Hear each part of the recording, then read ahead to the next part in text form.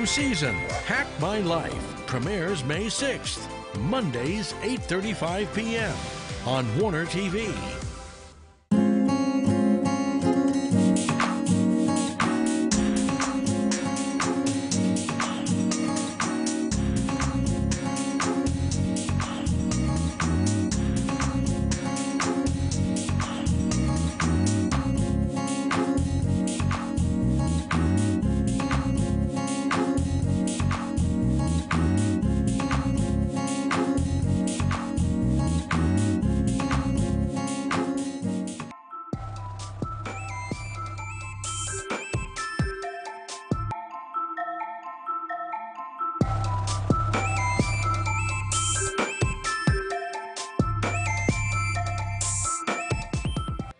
The TVWAN News is proudly brought to you by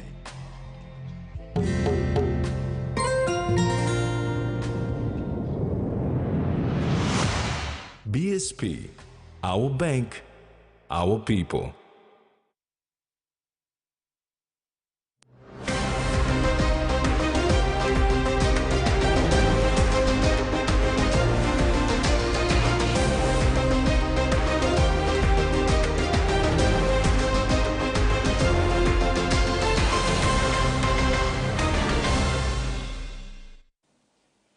Hello and welcome. This is TV1 News. I'm Maricela Kelaton.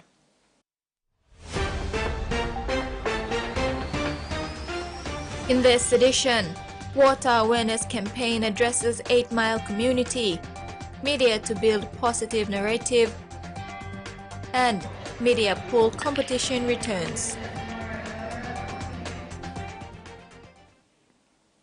The Water PNG and Asian Development Bank's Water-Wise One Talk awareness campaign today addressed a community at 8 Mile in Port Moresby.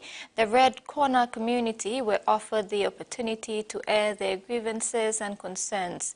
In turn, the team from Water PNG offered answers to many pressing issues and challenges facing the community in terms of access to clean, safe water.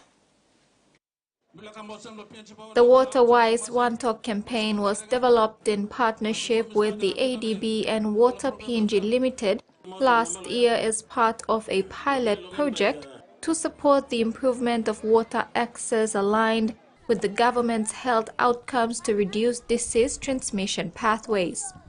Water PNG's General Manager for Government and Community Relations, Hong Kiap, emphasized the 3 key messages around reporting leaks, bill payment, and hand washing to the Red Corner community at 8 Mile today. Time you come up plus also Mosby where you know got plenty water. And now you look someone on need blow water. Importance blow water. You mean like washing clothes, you mean like cook kai, you mean like wash, you mean like washing all plate cup you mean, and you mean need water. So every day you mean must get water. So what blow look out in water I'm also. Suppose you look at him, you look at one blow mama running tape and run, nothing is happening, washing clothes. Talk him. Pass him this tape. You pull up him water or dish or bucket. Now you wash him clothes or it. You pass him water and by go to next neighbor or line of backside only no water enough all back water time you pass him water here. Kiap informed that Water PNG Limited will be phasing out the public community bulk meters to roll out a more effective and upgraded system metering. Community bulk meter. Display idea too. In a work because sampler line inside the community also smart. So now mipla kam lo toksa lo yupla lo disla. And we got sampler nupla concept nipla like introduce him now. All get a one man whether you got section allotment or no got you must got water meter lo house blow you yet. So that you buy and bill blow you yet. Suppose you know paying bill, and meter you ta sole more bakadimov. You know because you may put in bulk meter na, sample biget na heavy blow na blow money we all get a carry. Clean water and good hygiene practices are essential for the survival and development of Papua New Guinean communities. Furthermore, Kiap says although the authorities may down the line choose to evict those living on the land to make way for development, for now the aim is to provide a basic service to the people. back then, they were not recognized as legal settlements, and what else? They have not been giving them water. That's one thing. The other thing is those land have no proper land description, no address, no section allotment number, and all that. So to give a meter to someone, how do you, record that address? So because they have no land description and all that, they have not given them water. But it's also a community obligation for Water PNG to provide water. So we identify a community, we just put one bulk meter for a community, and then the committee goes around collecting. So we put about 5 taps or some communal tap for people to draw water from, and then the community contribute to pay for the water bill. The Tourism Promotion Authority is concerned that Papua New Guinea is suffering from a negative image perception and is urging the media industry to build a positive narrative for the country to improve tourism. According to the International Visitors Survey, 44% of outsiders are surprised from how PNG really is compared to the stories they have heard. 92% of the people wish to come back. 84% recommend PNG as a tourism destination, and 31% think PNG has the best scenery and landscape. During the celebration of World Media Freedom Day at the University of PNG yesterday, Acting CEO for PNG TPA Douglas Kiari stressed the importance of mitigating the impact of traumatic events on tourism sector in PNG. To put a mitigation plan in place is one very important step to overcome these challenges. Several other consequences include the crime rates, tribal fights, health crisis, COVID-19, and etc. So some of the case studies in recent times, in 2019, the tribal conflict that erupted in Hela. I think that response along the news that was published in our national dailies like Post Courier National was circulated throughout Papua New Guinea, in Australia, UK, America, and all over the world. So the conflict disrupted a lot of tourism activities that would have happened. Kiari shared that in 2022, only 50 tourists visited PNG due to COVID-19, and the country is still recovering from it. With the negative news from PNG, it is not doing any good to the tourism industry. It's very important for us to build a positive narrative for the country, to explore strategies for journalists and media outlets to showcase the beauty, culture, and diversity of Papua New Guinea. Journalism student representative Christopher Tapungu encouraged the journalism students of the University of PNG to advocate more on solutions of these issues. As future journalists of Papua New Guinea, we have the opportunity to be the ambassadors of awareness and the advocates for solutions. We can drive the conversation towards sustainability, influence policy to inform debate, and inspire our communities to act. Jasmine Irujak, TVWAN News. 5 women leaders were sworn in as executives of the new Central Provincial Council of Women yesterday.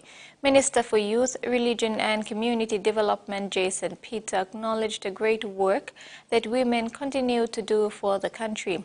Governor of Central Province Rufina Peter acknowledged the Department for Community Development and Religion for the work in the space of inclusivity and presented a 200,000 kina check to the Central Provincial Council of Women executives to kickstart the work. The National Council of Women has launched 12 Provincial Council of Women and are yet to officially launch it. TV1 News continues when we come back. Stay tuned.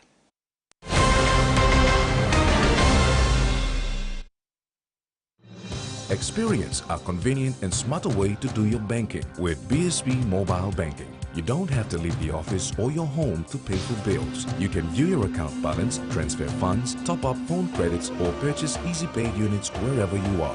Visit your BSB branch today to register now for BSB Mobile Banking. BSB Mobile Banking, the smarter way to bank.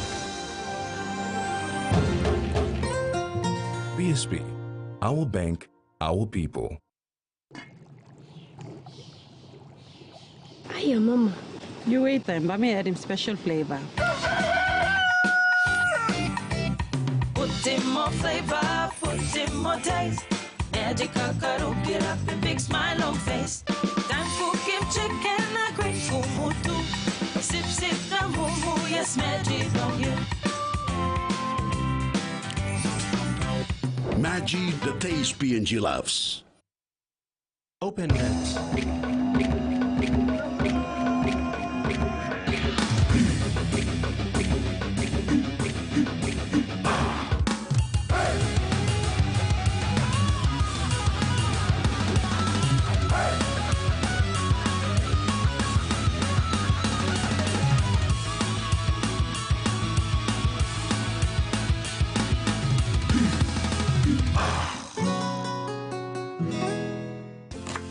Favorite meal for the day does feel good. Snacks noodles is my choice for a simple meal. It is easy to prepare and fast to cook. And with a touch of flavor and ingredients, quality noodles that can be cooked and enjoyed in many different ways. You see, my whole family loves it. It's made here in PNG and comes in different pack sizes. Snacks noodles, tastier but you like it more. When you're spending time with family, when you've got a big day ahead, when you have given it all you've got, when you're putting on a feast, that's when you want the best. That's when you want flame rice. New flame rice. Win him, Olgeta.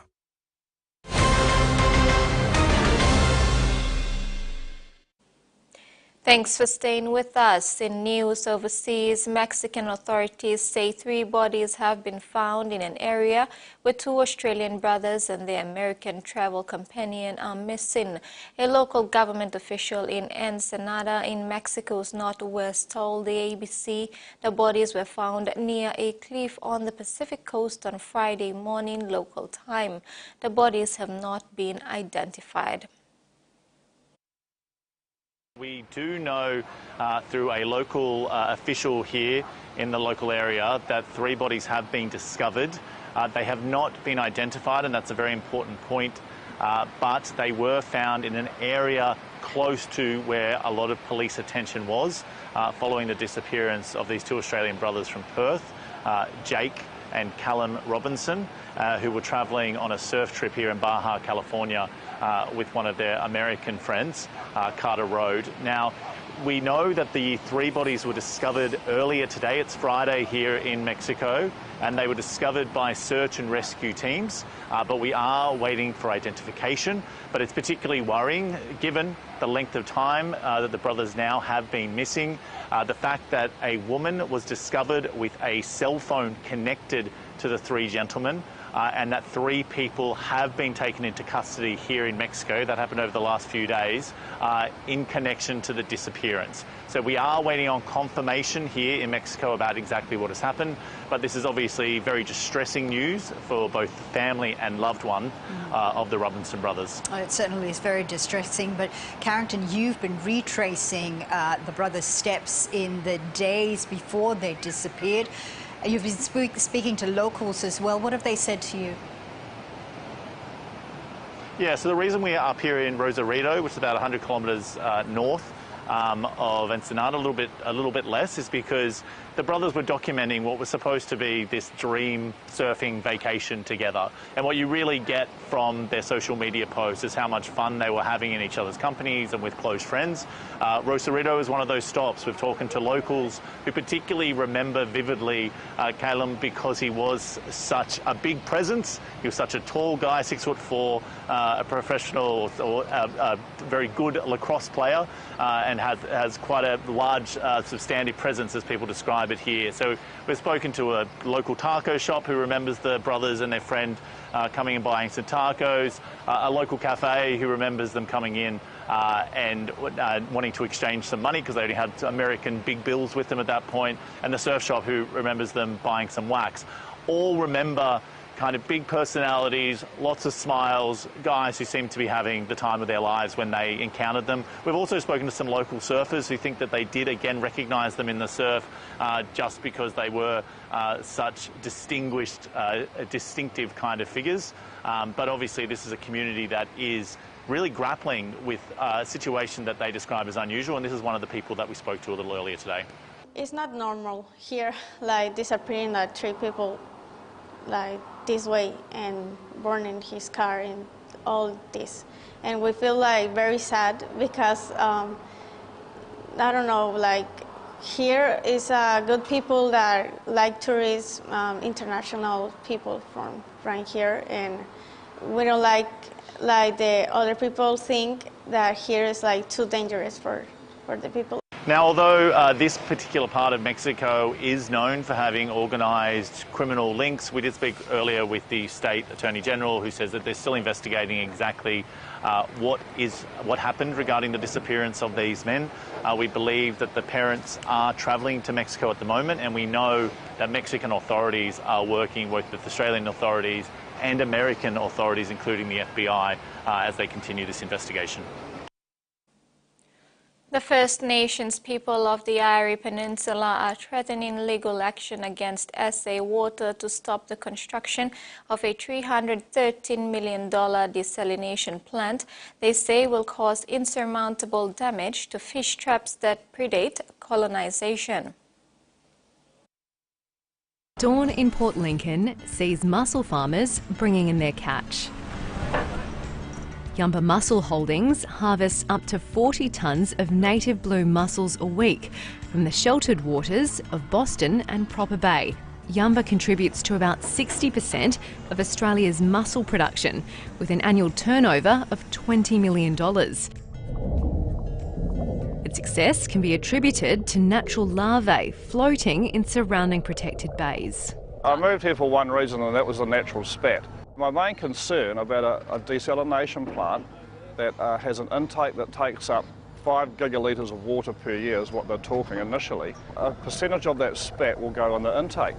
What percentage? Nobody can determine that. He says his business is at risk from a proposed desalination plant to be built at Billy Lights Point in Port Lincoln. Time is running out for SA Water to provide reliable drinking water for the Eyre Peninsula. Water supply issues were identified from the late 2000s. Today, Port Lincoln heavily relies on the Yulee South Basin for its water. About 75% of the region's water is drawn from this underground source, and that's where we're headed to now. Water is drawn up from the basin through these pipes and pumped back into tanks that store water for the residents. It's predicted the basin will be depleted next year, with increased salinity already detected in some of the production bores. And the region's Landscape Board has recently announced it's urgently reviewing its water allocation plan, which is why SA Water argues the plans for the desalination plant should go ahead. It would take around a year to build, and if the project is delayed, it says it would have to consider staged water restrictions. We are seeking to build a desalination plant in order to protect the water security of the Eyre Peninsula, to ensure that the customers of today have water, but also we can continue to support the customers of the future. A development application for the desalination plant is expected to be submitted by mid-year. After nearly 2 centuries, indigenous artifacts gifted to German missionaries have finally been returned to Kaurna land. A traditional welcome for Germany's Federal Minister for Foreign Affairs, making the journey to return 4 indigenous artifacts to Ghana elders. That sharing our history is sometimes painful, but it's needed for building the future together. The items include a fighting stick, wooden spear, 2-edged sword club and fishing net. The gifts were collected around 1840 by the Lutheran Mission Society and sent to the German city of Dresden. Elders say they were sent as gifts to missionaries who helped their people. They actually looked after us and they protected us from those aspects of colonisation here at this very place. The Germans who took these items also acted in many ways with respect, protesting some of the oppressive conditions that our First Nations people faced at the time. The Ghana artefacts were transferred to the Grassy Museum in Leipzig, but the Foreign Affairs Minister believes it was time to return historic items to Ghana land. To be open, reflective about our own past, and to be willing to listen to those who suffered the loss of their cultural heritage during European colonization. The artefacts will soon be available to view at South Australia's Art Gallery. And that ends the news segment. Sports is up next. Stay with us.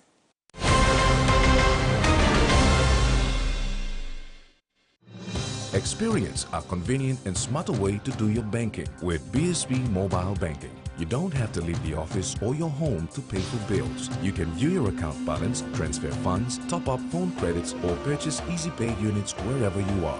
Visit your BSB branch today to register now for BSB Mobile Banking. BSB Mobile Banking, the smarter way to bank. BSB, our bank, our people. A true champion is measured by their courage, their determination, and their passion to never give up and to always keep trying. With a delicious Milo and milk taste and added nutrients, Milo and milk is a great way to fuel our little champions with nourishing energy every day. Because true champions give it their all. Milo, PNG and Mia. Pine PNG made. Hari mulga the rice lovers. Mi plaga 300,000 kina scaled school money long winning. Sans belong you win him 1,000 kina. 300 the lucky line by winning side long 4 plus fortnight. Sans belong you win a big plus thread. By 1 kg he going up 20 kg scale or ori rice. Cut him this stamp na put him inside long envelope and the full name na contact details long you. Na drop him inside long entry box long store. Promotion by Pinis long March 29, 2024. Hurry up now win big plus 1 scale na ori rice. Piani mi long social media long save mo. Terms na conditionista. The PNG LNG project has a positive and long-lasting impact on the whole country. Revenue is delivered through 5 streams. Equity distributions are paid to KPHL and MRDC based on the interest they hold. Tax is paid to IRC, while development levy and royalties are paid to DPE. For more information on direct and indirect benefits, visit PNG EITI's website. Hi, I'm Chef Jules Henow, and this is where my true inspiration for cooking started. Like most of us, I learned to cook from my mum. Nothing beats simple recipes where fresh local produce is at the heart, especially when it's a home-cooked meal, prepared and shared with the ones you love. And in PNG, no meal is complete without rice. And my choice is always Trukai. Trukai, true inspiration through generations.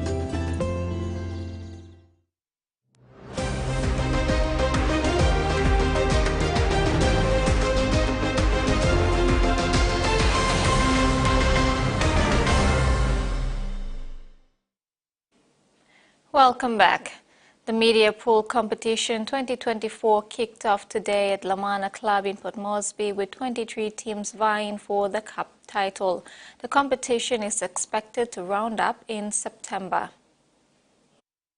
Pool competition has been one of the premier pool competitions in Port Moresby, with teams supported by corporate sponsors. The 2024 competition has returned today with a total of 23 teams participating, compared to last year, 2023, where only 20 teams participated.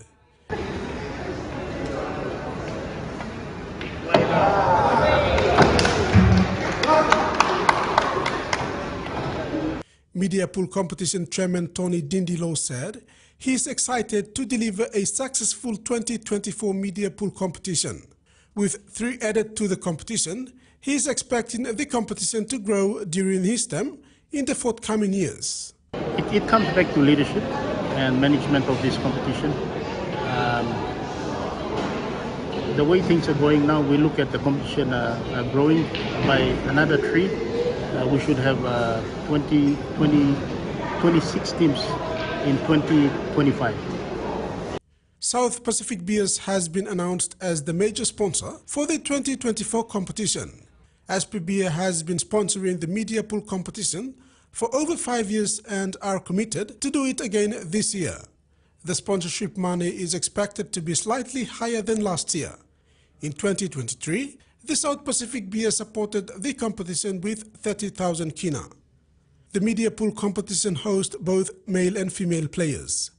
There is no handicap in the competition, however, in the first matches, they play in genders. This could change as the competition progresses. Chairman of the media pool, Tony Dindilo, said each team was allowed to fill in 20 players. However, most of the teams registered with 15 players, which is acceptable. He said all matches take place on Saturdays at the Lamana Club. The competition concludes with the finals in September. Rex Lita, TV1 Sports.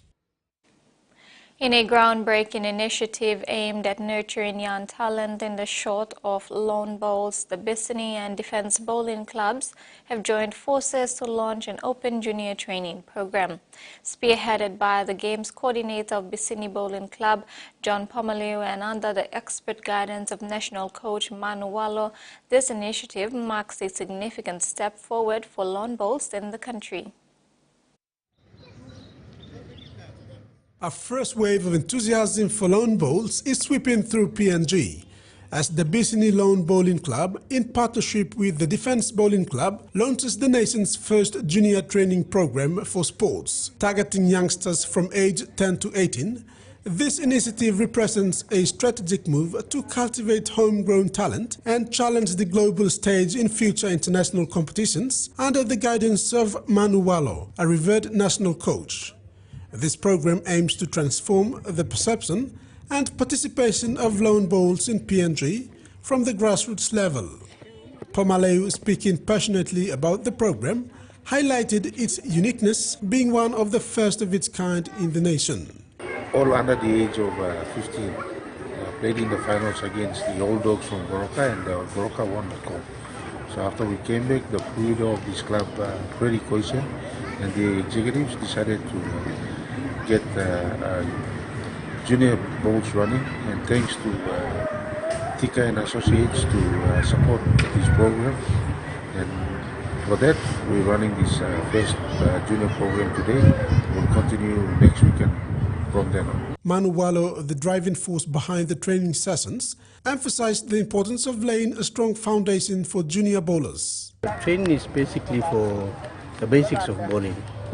Our PNG bowls and our Bissini bowls, what we're trying to do with the help of Defence Bowling Club is we're trying to establish our juniors. We believe because our sport is a golden sport. Geo won the first home games, gold medals for Papua New Guinea. And we believe that if we put our efforts into the juniors, in 10 years' time, this will bring us at least a medal. Gabriel Tika, a key member of Defence Bowling Club and sponsor of the junior program, echoed the sentiment of investing in the future of the sport. 12 years now as a bowler, but then I think over the years we've seen that we really need to push the junior development. As is with the other sporting codes too, we really need to stress our development of juniors coming through for future development of the sports. With plans to expand invitations to schools in the Bissini and Baroko areas, the program aims to attract budding talent and pave the way for a new generation of bowlers. Rex Lita, TV1 Sports. And now the weather. To regional, southern Port Moresby cloudy periods with some evening showers and thunderstorms. Momase lay cloudy with some showers. New Guinea Islands, Lorengau, some showers. In Buka, cloudy with few showers and possible thunderstorm. Highlands, all centers partly cloudy with few showers.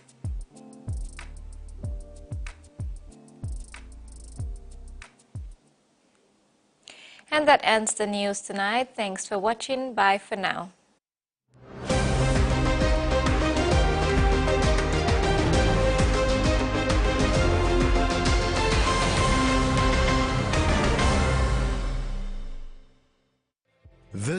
TVWAN News was proudly brought to you by